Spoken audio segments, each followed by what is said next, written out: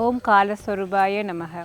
கண் திருஷ்டி எங்கே போனாலும் திருஷ்டி, இங்கே நிற்காத, இந்த மாதிரி போகாத, இங்கே போயிட்டு வந்தால் திருஷ்டி ஆகுது.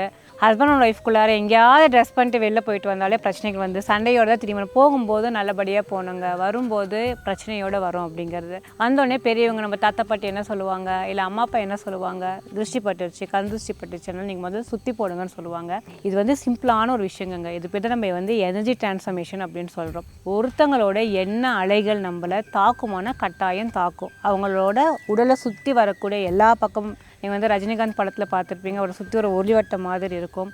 அதை தான் நம்ம வந்து ஆரா லெவல்னு சொல்கிறோம், மேக்னெட்டிக் ஃபீல்டுன்னு சொல்கிறோம், நம்மளோட எண்ண அலைகள் அப்படின்னு சொல்கிறோம்.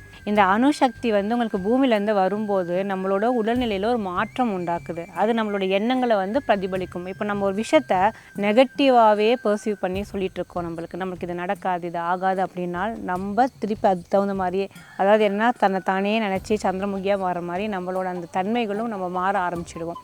அதே மாதிரி தான் இந்த திருஷ்டி அப்படிங்கிறது. ஒருத்தர் நம்ம ஒரு வீட்டுக்கு போகிறோம் அப்படின்னா அவங்களோட பேச்சுக்கள் வெளில எப்படி இருந்தாலும் அவங்களுக்குள்ளே இருக்கக்கூடிய எனர்ஜி வந்து நம்மளுக்கு ட்ரான்ஸ்ஃபார்ம் ஆகும். அதில் இந்த எலக்ட்ரான்ஸோட வேவ்ஸ் ஜாஸ்தி இருந்தது அப்படின்னா நம்மளை சுற்றி ஒரு நெகட்டிவ் சர்க்கிள் ஃபார்ம் ஆகுங்க.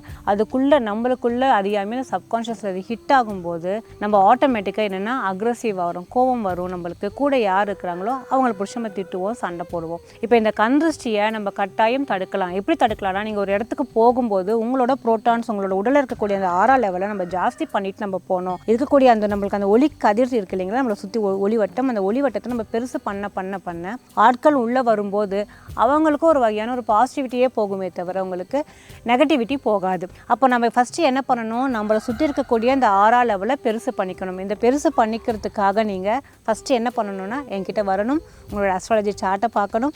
அதில் இருக்கக்கூடிய உங்களுக்கு ஆரா ஜாஸ்தி இருக்கா கம்மி இருக்கா அப்படின்னு சொல்லிட்டு உங்களுக்கான ஒரு ஸ்கேனிங் பண்ணுவோம். வந்து இந்த டாக்டர்ஸ் பண்ணுற மாதிரி உங்களுக்கான ஒரு ஸ்கேனிங் பண்ணுவோம். உங்கள் உடம்புல வந்து சுற்றி இருக்கிறது புரோட்டான்ஸா எலக்ட்ரான்ஸா பாசிட்டிவாக நெகட்டிவான்னு கண்டுபிடிச்சிட்டு உங்களுக்கான ஒரு ஹீலிங் முறையை கொடுப்போம். சர்வ வளம், வாழ்க நலம்.